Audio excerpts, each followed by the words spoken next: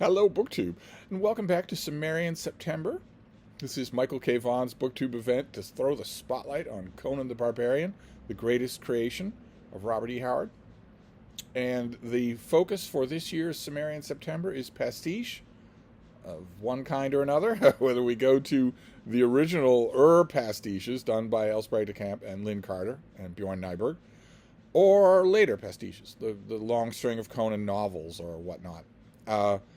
And I am suddenly buried in work. It's not usual for the weekend. I was expecting work to ramp up on Monday, but that is not happening. Instead, it's ramping up this weekend. So suddenly, I've got to ration my time, and that means not talking to my imaginary BookTube friends for 3 hours in the day. So I might not be able to make many videos today, maybe not more than one, but I couldn't, if that's true, skip Cimmerian September, since I absolutely love these stories, and I've loved them for a long, long time. I've had uneven results with Cimmerian September, and for my last video, I was talking about one particular of the Elsbreg de Camp quasi-Howardian creations, Conan the Freebooter. But the thing that was on my mind for that volume was really one story, a story called Hawks over Shem, a Conan story called Hawks over Shem, that Howard originally wrote not as a Conan story, wrote it set in the historical world, called Hawks over Egypt. Shem is his Hyborian age equivalent of Egypt. And I mentioned in that video that I didn't want to court controversy, I didn't want to cause any kind of trouble, but that I actually thought that Hawks over Shem was a better story once it was transformed into a Conan story than Hawks over Egypt was without that transformation. And whatever that says about our ongoing conversation about pastiche, what pastiche is, what it should be, what's right and what's wrong about it. The absolute purist view of Robert E. Howard's writing would say that it's Hawks over Egypt, and it's not ever anything else. It's what he wrote. And if you want to write a pastiche novel or a pastiche short story, call it something else, change the details completely, and call it a pastiche novel.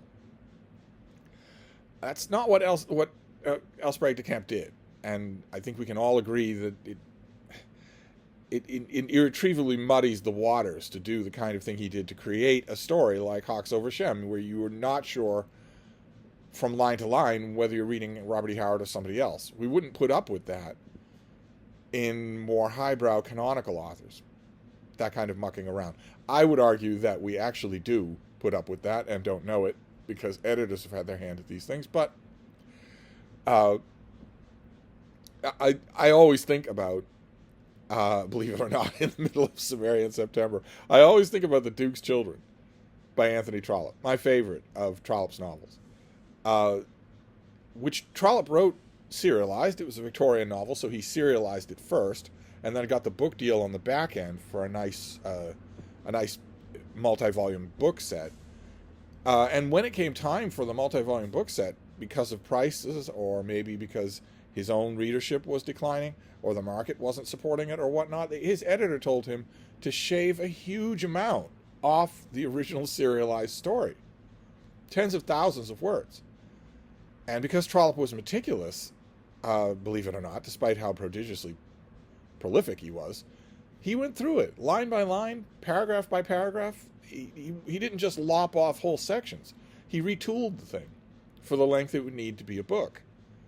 And it was only a long, long time later that it was reprinted in its original form, adding back in all of those words that he cut out. I always think about that when I'm talking about pastiche fiction of any kind, but especially the kind of zombie pastiche fiction that Elsbreg de Camp created, where he's going at Howard's original work. If you're talking about, Conan the Grade Inflator, well, okay, it's using characters that were created by someone else, but there's no hint whatsoever that Robert E. Howard had anything to do with it. So you are free from that, and you also don't have to worry about that. But I made the point that I thought that Hawks over Shem was better than Hawks Over Egypt, and a pretty good Conan story. And I thought no more about it. I went about my business, and I was gradually assembling all the stuff that I wanted to I wanted to read last night. And unfortunately, the weight of this editorial stuff, the weight of this writing and editing stuff, became so great that I realized that not only would I not be able to make a normal profusion of BookTube videos, but that it might even impinge on the reading time that I do at night, when the whole world has gone quiet, when it's just me and the raccoons foraging in the garbage, where I want to tell them, I don't mind if you forage, I'll clean up after you, but could you be a little quieter about it? Maybe a little quieter than the end of the world? They don't care. They know I'm a pushover, so they don't care. Or maybe they think I'm an ally, because I'm sure that to them it looks like I'm walking a raccoon every day on a leash. But I realized last night that I could not indulge myself in a whole Conan novel, in a Conan pastiche novel, even one that I'd read many times before. I couldn't do it. So instead, I went back in time 50 years to 1974 to an issue of the original Marvel Comics run of Conan the Barbarian, written by Roy Thomas and drawn most of it was drawn by John Buscema. I went back to one particular issue. I thought, I don't have time to do an arc. I don't have time to do a run of a particular character or whatnot, so I'll just talk about one issue. And I picked a favorite of mine, something that I bought for 25 cents on the newsstand. I used to set aside, with my thumb, 8 quarters. And that was my comics allowance. I would set aside a little rack of 8 quarters. So 8 comic books. Usually it was that. Sometimes a little more, but usually it was that. This thing had a Gil Kane cover, and I was already totally sold, hook, line, and sinker, on Roy Thomas's Conan the Barbarian. So I picked this issue number 38, and just reread it for the millionth time. I've read this issue a million times. I reread it and paid special attention in light of Cimmerian September. And it didn't take me more than a second to realize that I was in the same spot again, totally by accident. I didn't plan it this way. I was in the same spot as I was, not so much with the whole of Conan the Freebooter, but with Hawks Over Shem. Because this story, The Warrior and the Werewoman, it's written by Roy Thomas, and it's drawn by John Buscema. In other words, the pencils and the inks, which I think you can really tell. I think his inking is better. He does a better job inking himself than anybody does. And this opening panel, that is just beautiful. The shrubbery and the moon in the background there. The fact that you've got whole stories happening that don't get any word. That the sheer amount of detail is just amazingly good. This is the story of a fairly young Conan who is a cavalry captain in Agrapur, capital city of Turan. He is working under the auspices of a man named Naram Bey. And Naram Bey is, by all appearances, a generous, hale and hearty commander who's invited his captain to a feast to celebrate that they've just had an adventure. And Conan has successfully rescued a young girl. So they're having a feast to celebrate.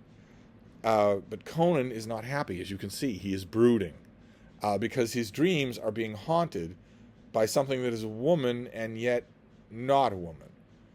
And they're not happy kind of haunting dreams at all. They're horrible. And he's trying to explain himself. I only speak what I see in my dreams. There, in the midnight of the mind, I feel her sharp teeth in my neck, and I wake to hear the flutter of bat wings and the howl of an unseen wolf. As a little bit of business here, he is mocked by one of the fops at Naram Bey's court. He easily disarms him, and then we get just a tiny little glimpse of what Conan is, because he picks the guy up with one arm and shot puts him. I would put that at 40 feet. He throws him across a room in midair while sitting with no leverage with one arm. And he is to calm him down. He doesn't want to be in the room anymore. He's disturbed by this werewoman. He's disturbed by these ridiculous fops. This guy is not going to bother him anymore. He says, "Sorry, Narimbe, but someone should teach your cousin better manners." And Narimbe says, "Ibi Inger was ever a fool. When his head clears, he'll know how lucky he is to still have it on his shoulders." And Conan is approached by a classic John Buscema fop. The thin mustache gives it away. A classic John Buscema fop approaches him just to calm him down and chat with him. It seems to be insidiously evil. And what is his name? Fade Rotha is his name. Because Roy Thomas was a huge Frank Herbert fan. He thought he'd stick that name in there. And in the course of the evening, a comely wench goes insane and attacks Conan with a knife, and then impales herself on the knife. And when Conan is leaving the banquet, he is threatened by a cobra, but his companion cannot see it. This horrible thing is preying on his mind. Finally, he's in his sleeping chamber, and notice, Buscema is great at these multi-panel pages. She approaches again. Look at that. That is just amazingly good. She approaches. And it seems to vanish when he wakes up, but he's not alone in the room. Another comely wench, a different comely wench, is in the room with him. And he proceeds to talk about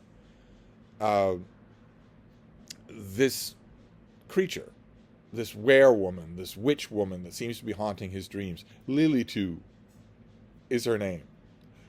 She's a supernatural being, and he needs a supernatural defense against her.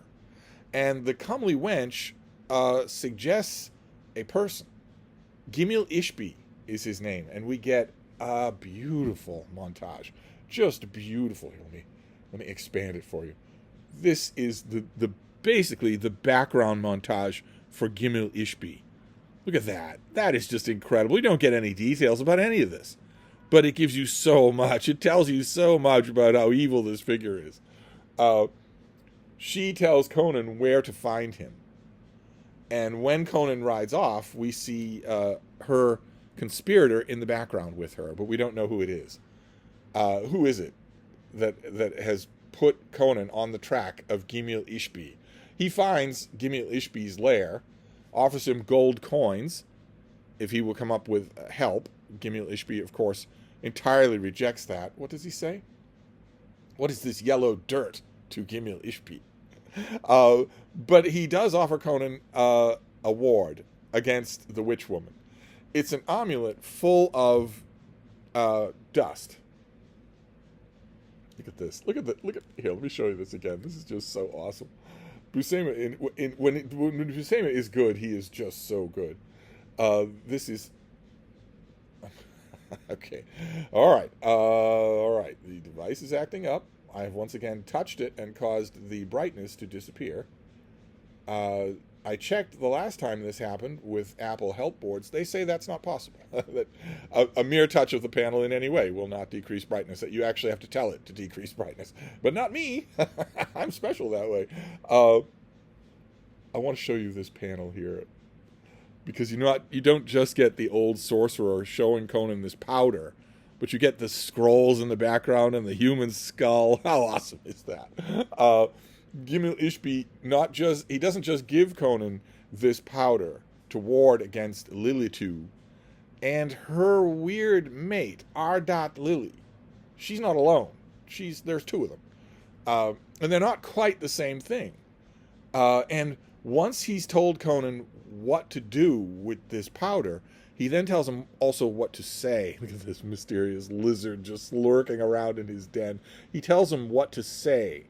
Arcane words to say to seal the spell, and insists a life for a life. Insists on a high price for Conan, who kills him instead. Which, while he's killing Gimil Ishbi, his horse runs away. So he walks to these ruined lairs, these ruined buildings. We have to wait for an ear-piercing siren. Okay, and we get some Roy Thomas narration here. Let's see here.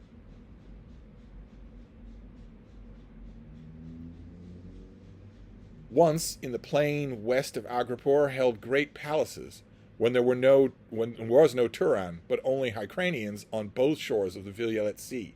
Now there are but ruins, columns and rubble where only the bat and the rodent hold sway. Conan has to walk to this place. He sets his trap. He spreads the powder on the doorway and the lintel and whatnot, and he doesn't have long to wait before a great winged figure flies into the room, and he recites his magic words. Not often that we see Conan actually indulge in sorcery, but he recites his magic words, but he has not trapped Lilitu. He has trapped Ardat Lily, this weird creature, this weird, almost a werewolf-type creature.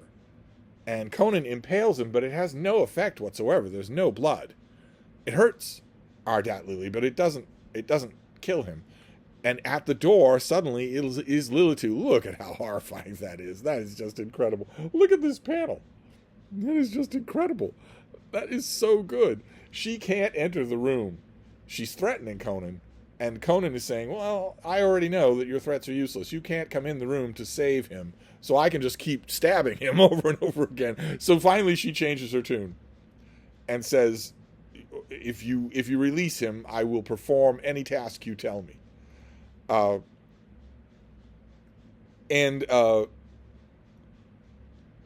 Conan, he has a task in mind, but he also wants to ask her something.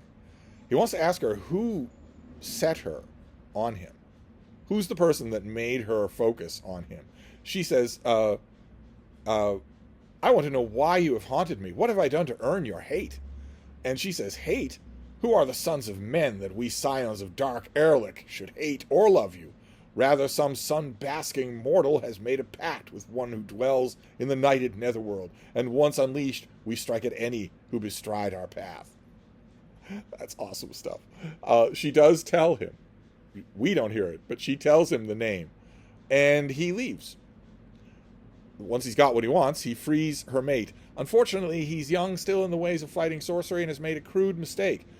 He did not secure from her a promise not to hurt him. So the minute she releases Ardat Lily, they begin to chase him. Look at that. Look at how Buscema doesn't even make them move normally. They are running weirdly. It's just awesome. Conan says, Crom, take me for a blind fool. I forgot to make them swear an oath that would have bound them from my flesh. So they chase him. And they're capering along like weird, shambling, monstrous things. Fortunately, Conan is very nimble. Look at the panel work here. That is just incredible. Just amazing. He stops to fight just for a bit. It's fruitless. He can't hurt them. But when he breaks into a run away from them, the panel reflects the motion. It reflects the running. The panel choice actually shows you what's going on. But he's only mortal. He knows that he will soon tire. He says, but even as he hears the swift padding of their beast-like feet, their obscene, inhuman panting, he also hears another sound from the opposite direction, a horse approaching, with a rider, with a blade. And it's Narembe who has set this creature on him. And Conan, he's too busy. He's too worried about his present situation to engage in niceties. So he just grabs the horse.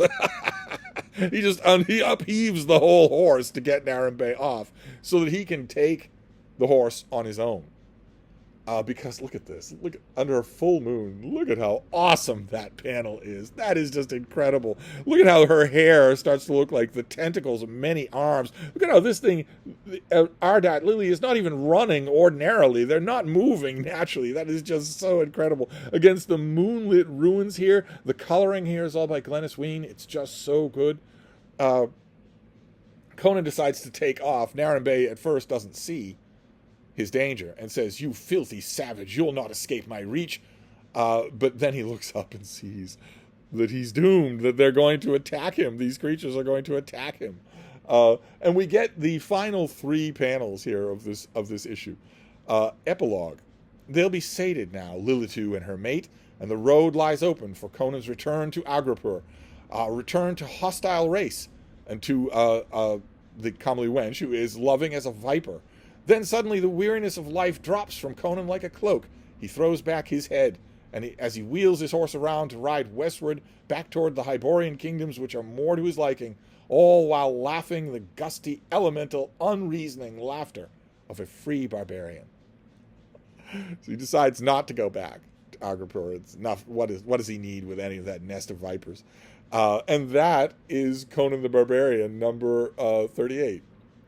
Just a supernatural story that I suppose you might see discord, a little dissonance with classic Conan stories here.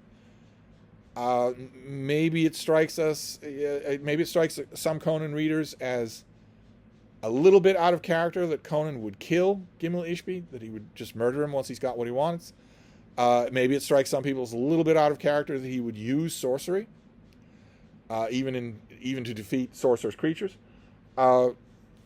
And also there's the question of where to put this, right, in the much vexed Conan timeline. When was he a cavalry captain in Turan, and when did he stop being one? You could ask all of those questions, but I think this is just a classic little self-contained issue.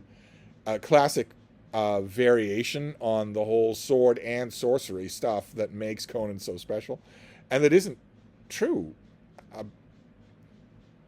It isn't true about this story originally, and that is why this dovetails with Conan the Freebooter, with especially Hawks over Shem, because Roy Thomas adapted this from a Howard story, but not a Conan story. He adapted it from a story that was called The House of Arabu, starring an Argive warrior who, despite what we heard yesterday, is not an exact stand-in for Conan. They're not exactly the same at all. Conan is 100,000 times more charismatic as a character, 100,000 times better as a fictional creation. Howard himself knew this. I think that The House of Arabu appeared in magazine form as The Witch from Hell's Kitchen. And I'm pretty sure that Howard gave it that title without having any idea that a certain area of New York City is called Hell's Kitchen.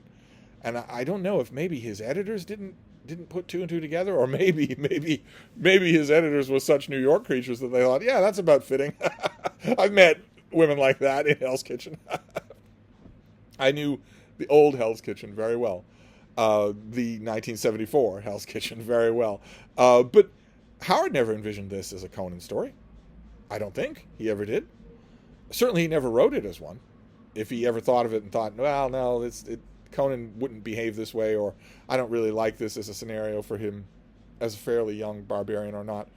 But, again, like with Hawks over Egypt, thanks to this great movement, the Robert E. Howard Foundation and a whole bunch of conscientious editors in the last 30, 40 years, there's this whole movement to restore canonical Robert E. Howard. None of this loosely based on stuff.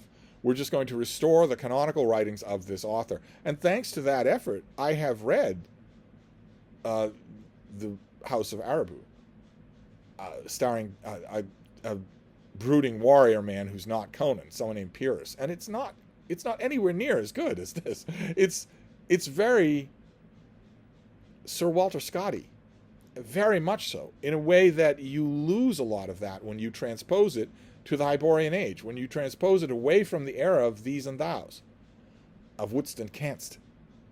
You might have a little of that left, but that story, The Witch from Hell's Kitchen, is pretty forgettable. There are some passages, especially descriptive passages, I think a lot of them are paraphrased pretty nicely in this issue, that are very good. Howard was very good at that. He's very good at setting the mood. But it's a largely forgettable fantasy story.